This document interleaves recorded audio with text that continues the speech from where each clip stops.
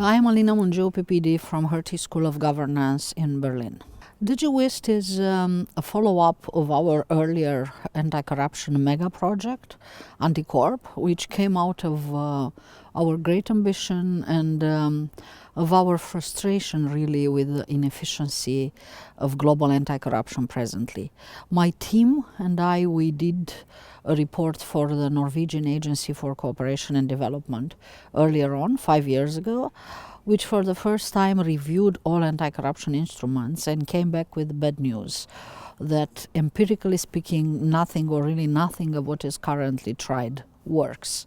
We only found, scarce evidence that transparency and cooperation with a lot of civil society activism, but only in this combination, seems to work better.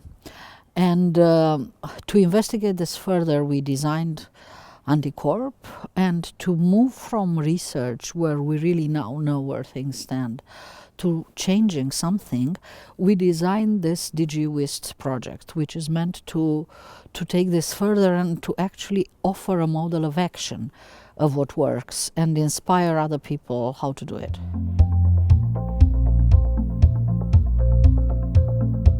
Well, I confess that's my fault. All these acronyms, which are actually part of the ritual with DG Research at the European Commission.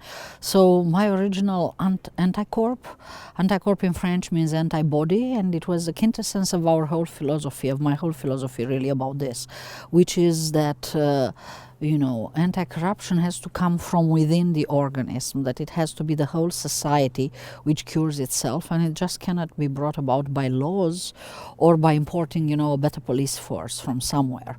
DIGIWHIST, I coined it exactly on the top of Anticorp because we wanted to do something which was about big data, digital, looking around, but on the other hand, we wanted to have this civil society component, which is important for us. So we wanted exactly to illustrate this combination between transparency and activism. So DIGIWHIST is digital whistleblower, DIGIWHIST.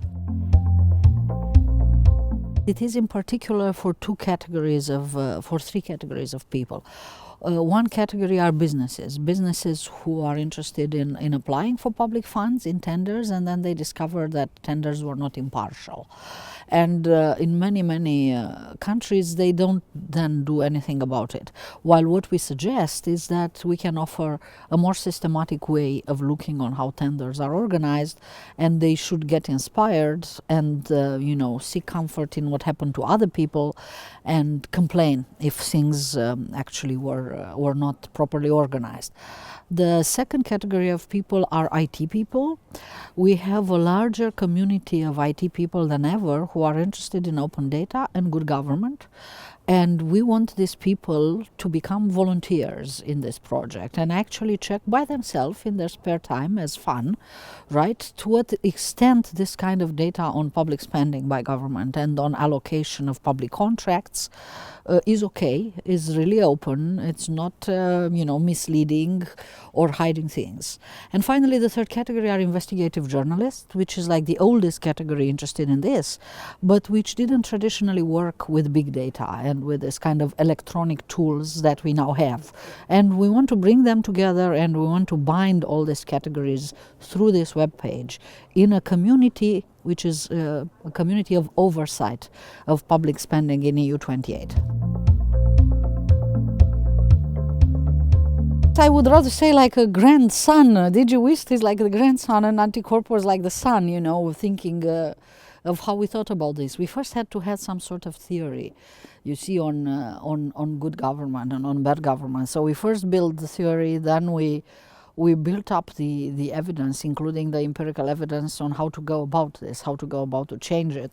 And now it's like the first step, and that's why I'm saying it's like more like a grandson. It's further in the evolution chain on really how to offer an action model. The DIGIWHIST partners, so DIGIWHIST is made of two categories of people.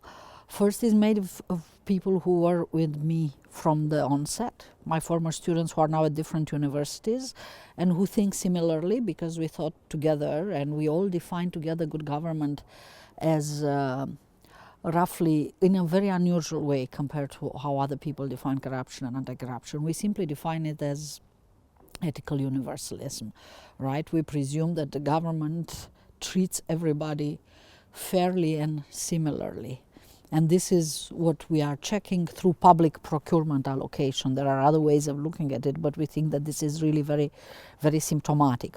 So first, it's a group of corruption scholars from Cambridge, from Berlin, from Hungary, who worked with us before, and from Czech Republic. And second, it's a group of new people, the IT people, since this project has quite an important technological perspective.